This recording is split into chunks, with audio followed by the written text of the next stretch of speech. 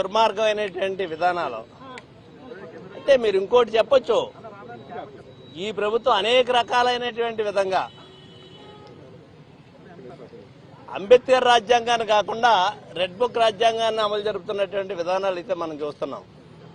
అయితే మీరందరూ కూడా మీరంటే అవతరుళ్ళు అధికార పార్టీ నుంచి మాట్లాడేటువంటి మాటల్లో మీరు ఆ వేళ అలా చేశారు ఇలా చేశారని చెప్పేసి వాళ్ళందరి గురించి కూడా మాట్లాడతారు. మళ్ళీ ఈవేళ ఇక్కడున్నాం మేము, మీరు అక్కడున్నారు, మీరు అదే కోరుకుంటున్నారు అనేటువంటిది అర్థమవుతుంది.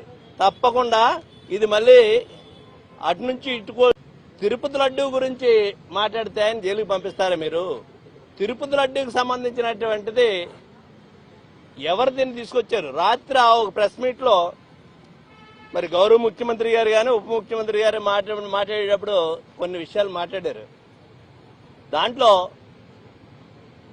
ఈ తిరుపతి లడ్డూలో జంతుకోవు కలిసినటువంటి విషయాలు వాస్తవమే. అది నాకు రిపోర్ట్ వచ్చిన తర్వాత, శ్యామలరావు నాకు రిపోర్ట్ ఇచ్చిన తర్వాతే నేను మాట్లాడానని చెప్పేసి ముఖ్యమంత్రి గారు చెప్తాడు. ముఖ్యమంత్రి గారికి ఈ సందర్భంగా నేను ఒకటే విజ్ఞప్తి చేస్తున్నా. విజ్ఞప్తి అనుకోవచ్చు, అది హెచ్చరిక అనుకోవచ్చు, తెలియపరుతున్నాను అనుకోవచ్చు. వెంకటేశ్వర స్వామి, ఆ తిరుమల వెంకటేశ్వర స్వామి నన్ను కాపాడాడు. 2003లో మైనంగాలో ఇది అలిపిరి సంఘటనలో అని చెప్పి చెప్తుంటారు. అలిపిరి సంఘటనలో మిమ్మల్ని కాపాడినటువంటి తిరుమలేశుడికి మీద ఈ రకమైనటువంటి ఆరోపణలు వస్తే, మీకు నిజంగా వెంకటేశ్వర స్వామి మీద చిత్తశుద్ధి అనేటువంటిది ఉంటే, ఇది మీకు రిపోర్ట్ వచ్చిన తర్వాత, మీరు ముఖ్యమంత్రిగా ఉన్నారు కాబట్టి మీకు రిపోర్ట్ వచ్చిన తర్వాత ఆ రిపోర్ట్ మీ దగ్గర పెట్టుకుని ఏ విధంగా చర్యలు తీసుకోవాలి, ఎవరిని జైలుకు పంపించాలి, ఎవరి మీద ఏ యాక్షన్ తీసుకోవాలనేటువంటిది మీరు తీసుకునేటువంటి అధికారం మీకుంది. ఒక ముఖ్యమంత్రిగా ఈ అవకాశం మీకుంది. దాన్ని రాజకీయం చేద్దామనేటువంటి ఉద్దేశం కాకపోతే, డేట్లు కూడా చెప్తున్నాను. జూన్ నెలలో ముఖ్యమంత్రి అయ్యారు, జూలై ఆగస్టులో మీరు ఒక మీటింగ్ పెట్టారు దీని గురించి.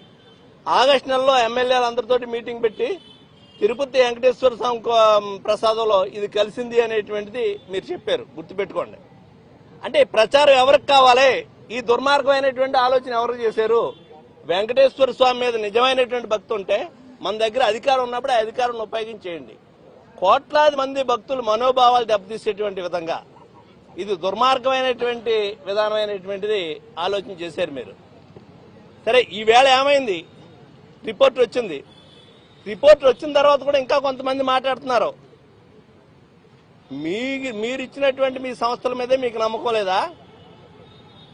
ఈ దేశంలో అత్యున్నతమైనటువంటి సంస్థల నుంచి వచ్చినటువంటి రిపోర్ట్, ల్యాబుల నుంచి వచ్చినటువంటి రిపోర్టు. ఆ రిపోర్టు ఏం చెప్తుంది? అటువంటి కల్తీ అనేటువంటి జరిగింది. వాళ్ళు చెప్పినటువంటి, నేను మళ్ళీ అనలేకపోతున్నాను, జంతుకోవులు ఈ కలిసి అనేటువంటిది తప్పు అనేటువంటిది ఆ రిపోర్టులు వచ్చింది. ఇప్పుడు ఏం సమాధానం చెప్తారు మీరు? ఏం మాట్లాడతారు మీరు? మాట్లాడటానికి ఏదో ఎలాగో మాట్లాడతారు, కానీ ఆత్మ అనేటువంటి తోటి ఉంటుంది. మీరు వెంకటేశ్వర స్వామిని రోజు కొలుస్తాం మనం అందరం కూడా. నేను కూడా వెంకటేశ్వర స్వామి ప్రసాదం తింటేనే కానీ బయటకు రాను. అంటే నేనే కాదు, నాలాగా ఎంతో మంది ఈ దేశంలో ప్రపంచవ్యాప్తంగా. మరి మీరు అన్నటువంటి పదాలు వింటుంటేనే బాధ కలుగుతుంది. దీనికి ఆ కలియుగమైనటువంటి వెంకటేశ్వర స్వామి దీనికి ఎవరికి ఏ రకమైనటువంటి పనిష్మెంట్ ఇవ్వాలనేటువంటిది ఇస్తాడనేటువంటిది తెలియపరుస్తూ, నిన్న రాంబాబు గారు దాని మీదే ఫ్లెక్సీలు పెడుతున్నారు అని చెప్పేసి అడిగితే, దాన్ని ఆయన కొట్టడానికి వచ్చి ఆయన కారు ఆపితే ఆయన ఆ బాధలో మాట్లాడినటువంటి మాటలు మాట్లాడుండొచ్చు. మీ దగ్గర ఉన్నటువంటి అనుకూలమైనటువంటి మీడియాల ద్వారా దాన్ని పదే చూపించి ముఖ్యమంత్రి గారిని తిట్టారు అని చెప్పేసి దాని గురించి చెప్తున్నటువంటి విషయాలు, ఇది దుర్మార్గమైనటువంటి విషయం. ఇంటికి వెళ్ళిన తర్వాత ఇంటికాడ వెంబడించి 5 గంటలు జరిగింది ఈ దమనకాండ. ఆయన లోపల ఉన్నాడు, వీళ్ళు ఉన్నారు, పోలీసు వాళ్ళు ఉన్నారు. ఇంత దుర్మార్గం. ఆ పోలీసులు ప్రేక్షక పాత్ర వహిస్తున్నారా? అధికారం ఈవేళ శాశ్వతం కాదు ఎవరికైనా. ఈవేళ మనకు అధికారం ఉండొచ్చు, రేపు ఇంకోళ్ళకి అధికారం ఉండొచ్చు. అధికారులు మాత్రం శాశ్వతం. ఆ అధికారులు మాత్రం వాళ్ళ బాధ్యతలు వాళ్ళు సక్రమంగా నిర్వహించవలసినటువంటి అవసరం అయితే ఉంది. అలా కాకుండా వీళ్ళు చేయవలసిందంతా చేసిన తర్వాత 10:30కే రాంబాబు గారిని అరెస్ట్ చేసి లోపల స్టేషన్కి తీసుకెళ్లారు. మీరు ఆ పని ముందు ఎందుకు చేయలేదు? ఇది కాకుండా ఒక ఎమ్మెల్యే వచ్చి అక్కడికే ఇష్టానుసారంగా రాంబాబు గారి ఇంటి మీద కర్రలతోటి రాడ్లతోటి కారు ధ్వంసం చేశారు. సరే, తప్పు మాట్లాడినటువంటి వాళ్ళకి, తప్పు చేసినటువంటి వాళ్ళకి కోర్టులు ఉన్నాయి, చట్టాలు ఉన్నాయి, శిక్ష అనేటువంటిది ఉంటుంది. సరే, అది ఒక విధంగా అయితే అది ప్రతిపక్ష పార్టీకేనా, అధికార పార్టీకి ఉండదు. ఇంకది అధికార పార్టీ నుంచి వెళ్ళి అంత పోలీసులు ఎదురుగా వాళ్ళ ఇంటికాడ దౌర్జన్యం చేసినటువంటి వాళ్ళ మీద ఎందుకు కేసులు రిజిస్టర్ చేయట్లేదు? ఒకప్పుడు జోగి రమేష్ గారు చంద్రబాబు నాయుడు గారు ఇంటి మీదకి వెళ్లారంటే జోగి రమేష్ మీద కేసు రిజిస్టర్ చేసింది ఆ రోజు వైఎస్ఆర్ ప్రభుత్వం. ఈ రోజు ఆ పని మీరు ఎందుకు చేయట్లేదు? అదేవిధంగా Vamshi party office, Telugu Desam party office మీదకి వెళ్లి గొడవ చేశారన్నప్పుడు వంశీ మీద కూడా కేసు రిజిస్టర్ అయింది. ఈ రోజు కూడా ఆ కేసులు కోర్టులు తిరుగుతున్నారు. ఈ పని మీరు ఎందుకు చేయట్లేదు?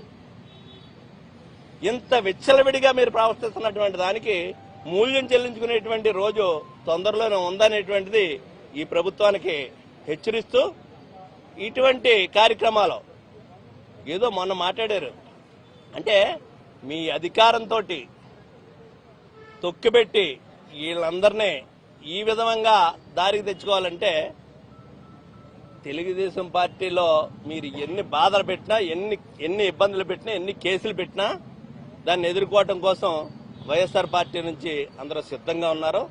నేను ఈరోజు రాంబాబు గారిని మాట్లాడింది ఆయన ఆవేదన, ఆయన మాటలో కూడా చాలా వరకు చెప్పడం జరిగింది. అది మీకు చెప్పేటువంటి విషయాలు కాదు, కానీ ఇది చాలా దుర్మార్గమైనటువంటి విధంగా ఈ రోజున పరిపాలన జరుగుతుంది అనేటువంటిది మరొకసారి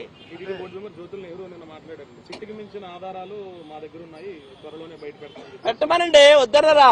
ఇప్పుడు సిట్టుకు మించినటువంటి ఆధారాలు, సిట్టుకు మించినటువంటి ఒక పరిశీలన చేయటానికి ఒక సంస్థ అనేటువంటిది సిట్టు ఎవరిచ్చారు? ప్రభుత్వమే కదా సిట్టుకి ఇచ్చింది. దానికి మించినటువంటి ఆధారాలు అంటే ఇంకా పైనుంచి తీసుకురావాలి. ఆ వెంకటేశ్వర స్వామి ఇవ్వాలి దానికి మించినటువంటి ఆధారాలు ఏమైనా ఉంటేనే. సిబిఐ కాదు, సిబిఐ ఎంక్వైరీ చేసి రిపోర్ట్ ఇస్తే అది సిట్టు కోర్టులో ప్రవేశపెట్టింది. దానికి మించినటువంటి ఆధారాలు ఏమైనా ఉన్నాయంటే మరి ఆయన దగ్గర ఉంటే పెట్టమనండి, తప్పే ఉంది. ఇప్పుడు దాకా ఎందుకు పెట్టలేదు? కూడా మిగతా కాపు నాయకుల మీద దాడి చేసే అవకాశం ఉందని మీరు మాట్లాడారు. రేపు మరిన్ని ముఖ్యమైన కాపు నాయకులు, వైసీపీ నేతల మీద కూడా దాడి చేసే అవకాశం ఉందంటున్నారు కదా. జరిగితే జరగవచ్చు. ఒక టార్గెట్ పెట్టుకుని చేస్తున్నటువంటి విధానం ఇది. కొంతమందిని కావాలని చేస్తున్నటువంటి విధానం ఇది. ఆ రెడ్ బుక్ లో రాసుకున్నటువంటి దాంట్లో ఎవరి పేర్లు ఉంటే వాళ్ళ మీద జరుగుతున్నటువంటి